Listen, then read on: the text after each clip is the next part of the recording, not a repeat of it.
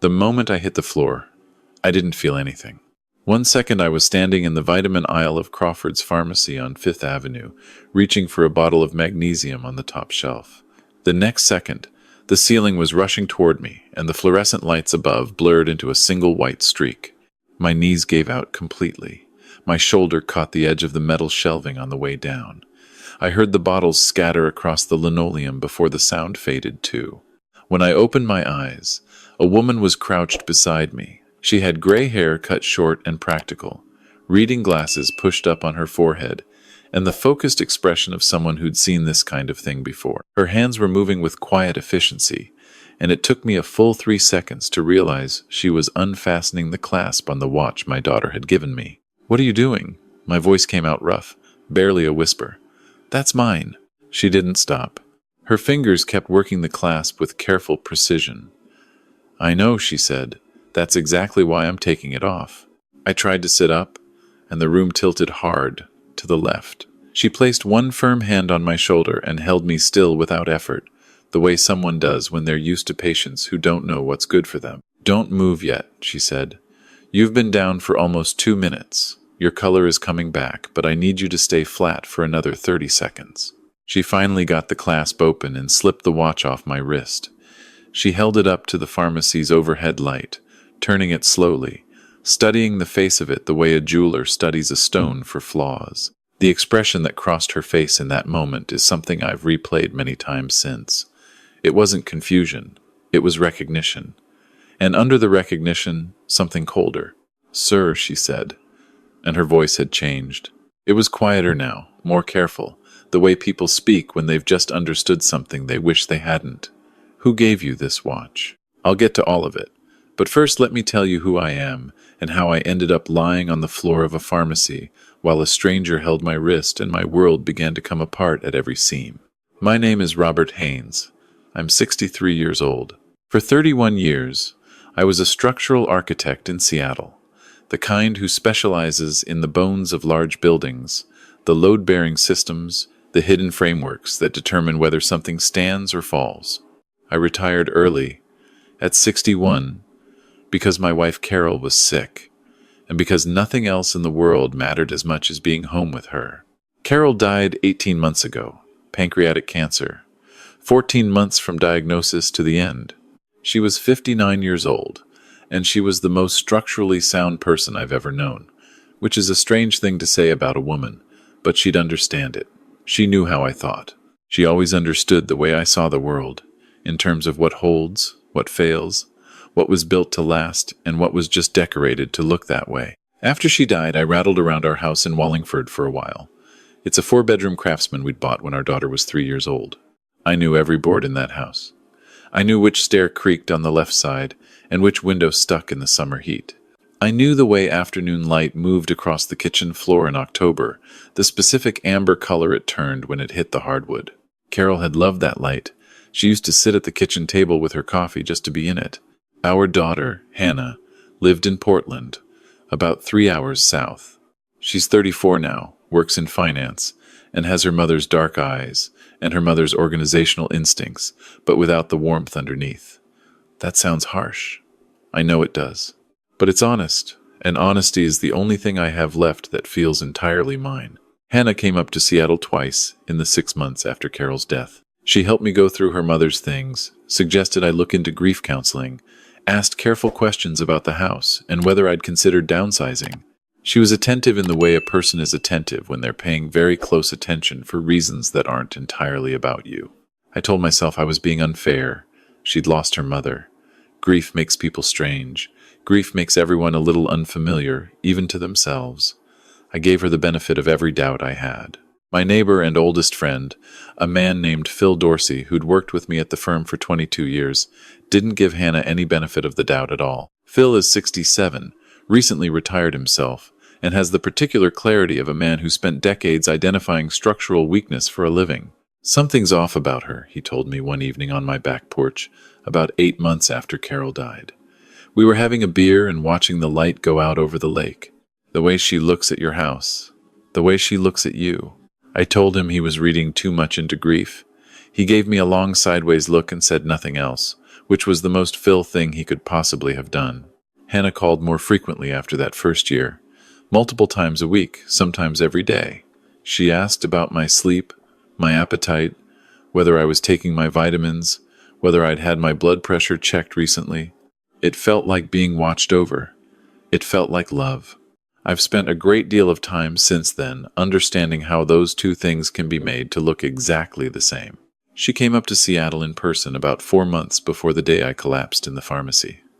She arrived on a Friday afternoon with a weekender bag and a small wrapped box under her arm.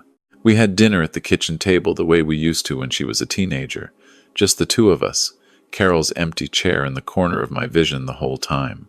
After dinner, Hannah set the box on the table and slid it toward me. "I've been worried about you, Dad," she said. Her voice was careful, warm. She had her mother's eyes, and when she looked at me with concern, it was very easy to see Carol in her. I think she knew that. I think she'd always known that. Inside the box was a watch. Not a traditional watch, but a sleek, dark-banded device with a small digital display on the face. It looked expensive. It looked medical. It looked, in every possible way, like something designed to inspire confidence. "It's called the Vital Guard Pro," Hannah explained. She leaned forward with her elbows on the table, the posture of someone presenting something important. "It tracks your heart rate, blood oxygen, sleep quality, stress markers. The whole system connects to an app on my phone so I can monitor your readings in real time. If anything looks wrong, I'll know immediately." She paused. "Dad, you're alone up here. You won't see a doctor unless you're forced to. At least this way, I can keep an eye on you from Portland." The logic of it was impeccable. The concern in her voice sounded completely genuine. I was 62 years old, 18 months out from losing my wife, living alone in a 4-bedroom house, and my daughter was offering me a technological lifeline. What kind of father refuses that? I strapped it on that same evening. It fit perfectly, as if the band had been measured for my wrist specifically. "You need to wear it constantly," Hannah said. "Even when you sleep. The sleep tracking only works with continuous contact." She showed me the app on her phone, the live display of my heart rate, a small green number pulsing steadily. "See? I can see you right now. I know you're okay." She smiled when she said it. I smiled back. 2 weeks later, the headaches started. They came on without warning, a pressure behind my eyes that built slowly over the course of an hour, then faded. I'd had headaches before in my life. Who hasn't? But these felt different. Not sharp like a tension headache, or pounding like dehydration. These felt like static, like a frequency just outside of normal hearing that was somehow making itself known inside my skull. I mentioned them to Hannah during one of our daily calls. She was immediately concerned and immediately composed, which in retrospect is a very specific combination. "That could be blood pressure related," she said. "I've actually been looking at your sleep data and your resting heart rate has been slightly elevated for the past week. I think you're not sleeping deeply enough. I want you to add a few supplements to your routine." She'd already researched it, she said. She'd already ordered everything. A package arrived 2 days later containing 4 different bottles: magnesium glycinate, CoQ10, a fish oil blend, and something labeled NeuroClear, which she described as a proprietary cognitive support formula specifically formulated for adults over 60. "Take the NeuroClear twice a day. With food," she said during our next call. "The magnesium at night before bed, the other 2 in the morning." I did exactly what she said. I took everything at the times she specified. I wore the watch every hour of every day, and the headaches continued, and then the dizziness began, and then the fog. That's the only word I have for it, fog. It settled in during the 3rd week, this sensation of standing slightly behind myself, of thoughts that arrived a half-second slower than they should have. I'd been a man who drew precise structural plans, who calculated load tolerances to 4 decimal places, who caught measurement errors that junior architects missed by fractions. Now, I was standing in my own kitchen at 11 in the morning trying to remember why I'd walked in there. I told Hannah about the fog. She was concerned. She adjusted my supplement schedule. She asked me to take detailed notes of when it happened, what I'd eaten, how long I'd slept. She called it a symptom log, and she told me to send it to her every evening. I kept the log, I sent it every evening. Phil came by one afternoon during the fourth week and sat with me in the kitchen. He watched me fumble with the coffee maker for about 30 seconds before he said, quietly and without any drama, "Robert, what is happening to you?" I told him about the headaches, the dizziness, the fog. I showed him the supplements lined up on the counter. He picked up the NeuroClear bottle and read the label front and back for a long time without speaking. "Who prescribed this?" he finally asked. "Hannah researched it," I said. He set the bottle down very carefully. "Has your own doctor seen you?" "Not Hannah. Your doctor." I realized, standing there in my kitchen, that I hadn't been to see my doctor in almost 3 months. The last appointment I'd scheduled, Hannah had suggested rescheduling because my readings on the watch were stable, and she didn't want me to overexert myself with a drive across town. I'd rescheduled. Then I'd forgotten to reschedule again. "I've been meaning to," I said. Phil looked at me with the specific expression of a man exercising tremendous self-control. "Call your doctor today," he said. "Not tomorrow. Today." I said I would. Hannah called that evening before I got the chance. And during our conversation, when I mentioned that Phil had suggested I see my own physician, she said something that I have thought about many times since. "Phil isn't a doctor, Dad," she said gently. "And he's always been overprotective of you, honestly. I think it comes from a good place.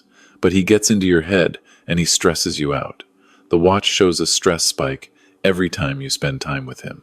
Maybe for the next couple weeks while we're getting your reading stabilized, it would be better to limit that contact." I want to be honest about what happened next, because it's the part I'm least proud of. I believed her. I told Phil I needed some quiet time.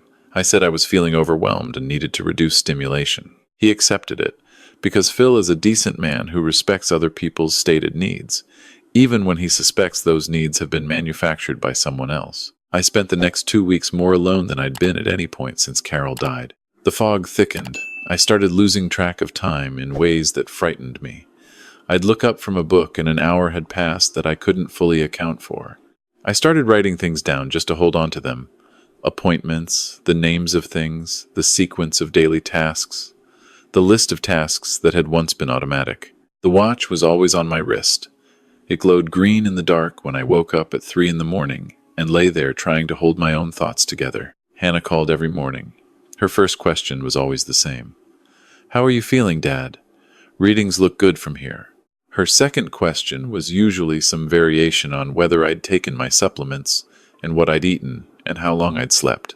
Every conversation ended with a reminder to rest, to avoid stress, to trust the process. I was trying very hard to trust the process. It was a Tuesday morning in October when I finally left the house for something other than the grocery store. I needed magnesium. I'd run out 2 days earlier, and Hannah had specifically said I shouldn't skip it, that it was essential for the sleep quality the watch was tracking. Crawford's Pharmacy was 4 blocks from my house. I walked. The morning air was cool, and the leaves on the maples were turning, and for about 3 blocks, walking through that particular Seattle light with the smell of wet concrete and fallen leaves, I felt almost like myself. Then I was standing in the vitamin aisle with my hand reaching up toward the top shelf, and everything went white, and I was on the floor. The woman crouching beside me set the watch down on the linoleum between us. She looked at me with an expression that was professional and concerned, and something else I couldn't name yet. "I'm Margaret Ellison," she said. "I'm the pharmacist here. I've owned this pharmacy for 18 years. I need to ask you something, and I need you to answer me honestly." I told her to go ahead. "How long have you been feeling this way? The dizziness, the cognitive issues. Don't tell me you're fine. I watched you come through that door, and I could see it before you even got to the aisle." Something about the directness of it, the complete absence of softening language, broke something open in me. I hadn't realized until that moment how much I needed someone to ask me that question without a side agenda attached. I told her everything, how long the symptoms had been going on, the supplements, the watch, the daily calls, the way Phil had been gently pushed out of my life, the fog that kept getting thicker. While I talked, Margaret picked up the NeuroClear bottle I'd been carrying in my jacket pocket to compare with the pharmacy's stock. She read the label with the same focused attention she'd given the watch. And then she went very still. "Mr. Haynes," she said, "I've been a licensed pharmacist for 26 years. I know every supplement line that runs through this distributor network. I have never seen this product. She turned the bottle to show me the label. This manufacturer name doesn't appear in any registry I have access to. The ingredient list is partially accurate, but there are 3 compounds here that do not belong in a cognitive support formula. Not even close. She tapped the small print near the bottom, this one in particular. At a sustained low dose over several weeks, it causes exactly what you're describing. Cognitive dulling, reduced processing speed, short-term memory disruption. The pharmacy was quiet. A ceiling fan moved slowly overhead. I could hear my own breathing. "And the watch," Margaret said, picking it up again. She turned it over and examined the back of the casing with the focused precision of someone who knew what they were looking for. I've seen something like this before. Once, about 2 years ago. A customer came in, elderly woman, completely confused about what medications she was taking. Her son had given her a device. She paused. The electromagnetic field these produce, at certain frequencies, can affect neurological function, especially in older adults with any existing vulnerability. Combined with whatever's in these supplements, combined, I repeated, combined, Margaret said, it would look almost exactly like early cognitive decline, like the beginning of dementia. She looked at me directly, which is exactly what someone would want it to look like if they were trying to establish that you weren't fully capable of managing your own affairs. The word affairs landed in my chest like a dropped weight. Property, the house, Carol's life insurance, the retirement accounts we'd built together over 30 years. My hands were not entirely steady when I said, "My daughter gave me both of those." Margaret didn't say anything right away. She set the watch down between us on the linoleum where I was still sitting against the shelving. Then she sat down on the floor beside me, because that was apparently the kind of woman she was, the kind who gets down on your level when you're receiving news that might change everything. "Do you have a doctor you trust?" she asked. "Not one your daughter recommended. Your own doctor." "Yes," I said. "I do." "Then that's your next call," she said. "And the call after that, depending on what you decide you want to do, might be to a lawyer or to the police." She paused. "Or both." My phone buzzed in my pocket. The screen lit up with Hannah's name. She called every morning between 9 and 9:30. It was 9:18. Margaret looked at the phone. She didn't tell me what to do. She just waited. He let it ring. That afternoon I called Phil. I didn't explain everything over the phone. I just said I needed him to come over and that I was sorry about the last few weeks and that I'd been wrong to push him away. He arrived 45 minutes later with a bag of takeout because Phil has always understood that difficult conversations go better with food. I told him everything. I watched his face move through about 6 different expressions in silence before he finally said, "I want you to know that I'm not going to say I told you so." "I know," I said, "even though I told you so." "I know, Phil." He sat with his hands folded on the table for a moment, then, "What do you need from me?" I needed him to come with me to my doctor the next morning. I needed him to be there in case the fog made it hard to explain everything clearly. He said yes before I'd finished asking. Dr. Warren Chen had been my physician for 11 years. He is methodical, unhurried, and constitutionally opposed to jumping to conclusions, which are all qualities I'd always appreciated in him, and which I appreciated even more that morning when he listened to the full account of the past 4 months without expression. He ran a panel of blood work. He examined the supplements. He referred the watch to a biomedical engineer colleague for electromagnetic assessment. He told me to stop taking everything Hannah had given me and to stop wearing the watch immediately. Then he sat across from me with his hands on his desk and said, "Robert, I want to be careful about what I say here because I don't want to make accusations I can't support yet. But the compound profile in this supplement, if the preliminary analysis Margaret's given me is correct, is consistent with intentional cognitive suppression. This isn't a poorly formulated product. This is something that was designed to do what it did." 3 days after that appointment, Margaret called me with the full analysis she'd run through a pharmaceutical chemist she knew at the University of Washington. The compounds confirmed. The watch had been assessed. The electromagnetic output was outside any approved medical range, specifically tuned to frequencies known to disrupt prefrontal cortex function at the level of sustained exposure. Someone had engineered both of these things. Someone who understood chemistry and biomedical electronics. someone with resources, and possibly with connections to other people who understood both. Phil drove me to the attorney's office on a Thursday morning. Her name was Diana Marsh, and she specialized in elder financial abuse cases. She had short silver hair and the brisk, no-nonsense energy of someone who'd spent 20 years watching people be taken advantage of by the people who were supposed to love them most. She listened to everything. She looked at the analysis reports Margaret had provided. She looked at the supplement bottles and the written record I'd been keeping, which had, ironically, become more detailed the more confused I'd felt. An old habit from my architecture days of documenting everything when I didn't fully trust my memory. Your daughter has been receiving daily data from this watch. For how long? Diana asked. About 4 months, I said, meaning she has 4 months of your GPS location, your vital signs, and depending on the device's capabilities, possibly audio from your home environment. She paused. And she's been systematically reducing your contact with your support network, manipulating your medical care, and administering substances designed to diminish your cognitive capacity. That's a coordinated pattern, Mr. Haynes. In my experience, coordinated patterns don't emerge in isolation. She leaned forward. Has Hannah recently raised the subject of power of attorney? Of changes to your estate documents? Of the house? The house. I thought about the questions Hannah had asked in the months after Carol's death, the careful ones about downsizing and estate planning, and whether I'd updated my will since her mother's passing. The conversations I'd filed away as normal grief-adjacent practicalities. She's brought it up, I said. Diana nodded slowly. I think we need to contact the authorities. What happened in the weeks that followed is still difficult to hold in one piece. The Seattle Police White-Collar Crimes Unit. Then, quickly, the FBI, because of what they found when they started pulling on the threads Diana had identified. The watch hadn't been manufactured by a wellness company.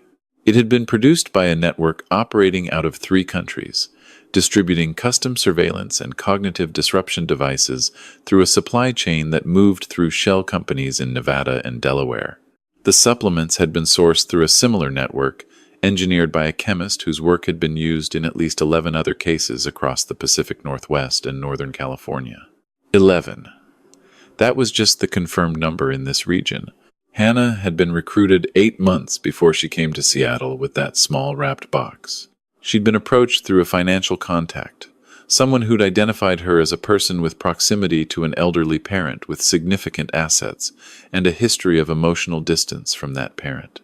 They'd offered her a consulting fee that escalated based on how far the process advanced. Documentation of cognitive decline, establishment of medical dependency, introduction to a financial advisor who would, at the right moment, suggest a power of attorney review. The house alone was worth $900,000. When the FBI agent, a woman named Special Agent Reyes, laid this out for me in a conference room with fluorescent lighting and a view of a parking garage, I sat very still and tried to hold on to everything I knew about structural integrity, about what holds and what fails, about the difference between a load-bearing wall and a decorative one. Hannah had loved me. I believe that. I believe it in the specific, complicated way that acknowledges love and damage can coexist in a person, that someone can genuinely feel affection for a parent, and also, under the right pressure and the right financial incentive, choose to treat that parent as a resource to be managed. I've had a lot of conversations with a therapist about this particular knot, and I don't think I'll ever fully untangle it, but I've made peace with holding it as it is. What I know clearly is what she chose. Whatever she felt, she chose the money. She chose to make me smaller and slower and more dependent, so that someone else could move my assets into places I'd never find them. I did not make that easy for her, which is, I've come to understand, exactly what terrified her most. My attorney helped me secure a temporary protective order. I moved the relevant financial accounts and changed all access credentials before Hannah knew the investigation had begun. The house stayed in my name, as it always had been, as it always will be until I decide otherwise. The first time Hannah called after she'd been contacted by law enforcement, I answered. I don't know entirely why. Morbid curiosity, maybe. Or the need to hear her voice one more time with everything I now knew behind my eyes. Dad, she said, and then nothing else for several seconds. I know, I said. It wasn't, she started. and stopped again. "You don't have to," I said. "I'm not asking you to explain it to me. That's not why I answered." "Then why?" "I thought about it. To tell you that I'm okay," I said, "and that I'll stay okay, and that whatever they offered you, it wasn't worth this." She was quiet for a long time. When she finally spoke, her voice had lost the careful control she'd always maintained. She sounded young in a way she hadn't in years. She said, "I'm sorry, Dad. I believe that too. I still do. It doesn't change what she did, but I believe it." I hung up and sat with the phone in my lap and looked at Carol's empty chair in the corner of the kitchen, and I let myself feel the full weight of everything at once. The grief of losing my wife, the grief of losing the daughter I'd thought I had, the strange and jagged relief of knowing the truth. It was not a gentle combination. I sat with it for a while anyway. The trial came 9 months later. By then, the federal case had expanded to include the 2 organizers of the network, both of whom were extradited from overseas after the kind of international law enforcement cooperation that Special Agent Reyes described as unusual and hard-won. There were 14 victims total, across 5 states. The youngest was 61, the oldest was 79. Diana prepared me for testimony the way a good attorney does, not by telling me what to say, but by making sure I understood what I already knew. She sat across from me in her office with my own documentation spread on the table between us, the supplement records, the timeline I'd kept during those foggy months, the assessment reports from Dr. Warren and Margaret's pharmacist colleague. "You're a structural architect," she said during one of our prep sessions. "You spent 3 decades documenting evidence of how things fail. You're going to walk in there and do exactly that. You're going to show the jury, with precision, how this structure was built and exactly where the load-bearing failures occurred." That framing helped me more than she probably knew. Phil drove me to the courthouse on the first morning of trial. He wore a jacket and tie, which he almost never does, and he didn't say anything about it when I pointed it out. He just straightened the tie and kept driving. Margaret came too. She'd been subpoenaed as an expert witness, but she came early and sat in the gallery during my testimony. I saw her in the second row when I took the stand. She gave me a single nod that meant "I've got you," and that was enough. I will not pretend the cross-examination was easy. Hannah's defense attorney was good at her job. She pressed on the idea that I'd been confused, that my grief over Carol had impaired my judgment, that I'd misinterpreted my daughter's concern as something sinister. She was skilled at making genuine care and manufactured dependency look identical on the surface. The jury was not confused. I could see it in the way they listened, not with the uncertain shifting of people being sold a story they couldn't quite follow, but with the still, concentrated attention of people understanding something clearly for the first time. When Dr. Warren testified about the pharmacological profile of the NeuroClear compound, I watched 3 jurors take notes. When Margaret explained, in language she'd carefully calibrated for clarity without condescension, exactly what the watch had been doing to my neurological function at the level of sustained electromagnetic exposure, the juror in the second row, a man in his mid-60s who'd reminded me of Phil from the first day of trial, closed his eyes briefly. I understood the gesture. Some information lands in the body before it lands in the mind. The jury deliberated for 4 hours. Guilty on all counts for Hannah. Elder abuse, criminal conspiracy, wire fraud, and criminal administration of a harmful substance, a charge the prosecution had added based on Dr. Warren's testimony. The 2 network operators received additional federal sentences. Outside the courthouse, in the cold October air with the smell of rain coming in off the sound, Phil stood beside me while reporters called questions from a respectful distance that Diana had negotiated in advance. I didn't have a statement prepared. I hadn't thought I'd need one.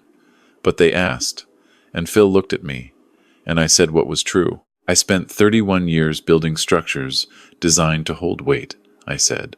"The most important structural principle I know is this: the ones that fail are usually the ones where something essential was hidden, where the weakness was built in and then covered over so it wasn't visible until the load became too great." I paused. "You cannot protect yourself from what you can't see. That's true in architecture. It's true in every other kind of structure that matters." Margaret was standing near Diana when I said it. She caught my eye and did the same quiet nod she'd given me from the gallery. We had dinner that night, the The four of us. Phil, Diana, Margaret, and me, at a restaurant near the water.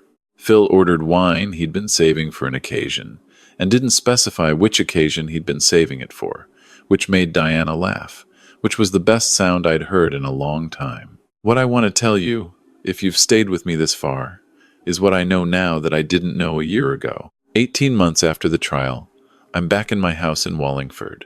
The kitchen still gets that amber light in October. Carol's chair is still in the corner, and I've decided not to move it, because I've also decided that grief doesn't have to be tidied away.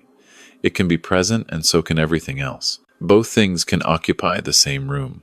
Phil comes for dinner twice a week. He still doesn't say I told you so. I've stopped waiting for it. Margaret and I have become in the way that surprises you when you're not young, and you've stopped expecting to be surprised, something more than the stranger who found me on the floor of a pharmacy. We don't put a name on it. We don't need to. What we have is grounded in honesty, in two people who've seen enough of the world to know the difference between something real and something that's been built to look real. She knows the difference because she spent 26 years recognizing what doesn't belong. I know the difference because I spent 31 years learning to see what's hidden inside the walls. We started an advocacy program through Dr. Warren's practice, partnering with Crawford's Pharmacy, to train healthcare workers in the Pacific Northwest to identify early signs of technology-enabled elder abuse. We've trained 43 practitioners so far. 2 of them have already identified victims we were then able to connect with legal and medical support. Special Agent Reyes told me, during the follow-up call after sentencing, that my case had provided enough evidence to dismantle 3 connected networks across 2 countries. That the watch technology and the supplement compound were now formally classified as instruments of criminal abuse in federal law enforcement databases. She also told me that the 14 victims in the domestic case had all been connected to one another through a survivor support network that formed in the months after the trial. That most of them had believed, before the investigation, that what had happened to them was a private family failure, a personal weakness, something shameful and specific to their own lives. None of them had known they were part of a pattern. I know what that isolation feels like. I know the particular loneliness of a fog that no one can see, that looks, from the outside, like ordinary aging. I know how easy it is to mistake surveillance for care when the surveillance comes from someone you've loved for 30 years. I also know what it feels like to have someone kneel down on a linoleum floor beside you in a pharmacy on a Tuesday morning and ask you the question you didn't know you were waiting for. How long have you been feeling this way? Answer me honestly. If someone in your life is controlling your medications, monitoring your movements, gradually separating you from the people who love you, and telling you it's for your own protection, I want you to hear this clearly. That is not protection. Real protection does not require your isolation. Real care does not get stronger when you're weaker. Real love does not need you to be diminished in order to help you. If that pattern sounds familiar, please reach out to someone outside the circle that's been drawn around you. A doctor you chose yourself, a friend who was there before, an attorney who specializes in this kind of harm. You are not confused. You are not too old to understand what is happening to you, and you are not alone, even when everything around you has been arranged to make you feel that way. I know, because someone knelt down on the floor beside me and refused to leave until I knew it too. And I thank God for pharmacists who read labels the way they were trained to, for friends who say the hard thing and then come back anyway, for the particular quality of October light in a Craftsman kitchen that has survived everything and still shows up every year, amber and steady and exactly as it was. I'm still here. The structure held. If this story found you at the right moment, I'd be grateful if you'd leave a comment and let me know where you're watching from. And if you know someone who needs to hear this, please share it with them. Not tomorrow, today.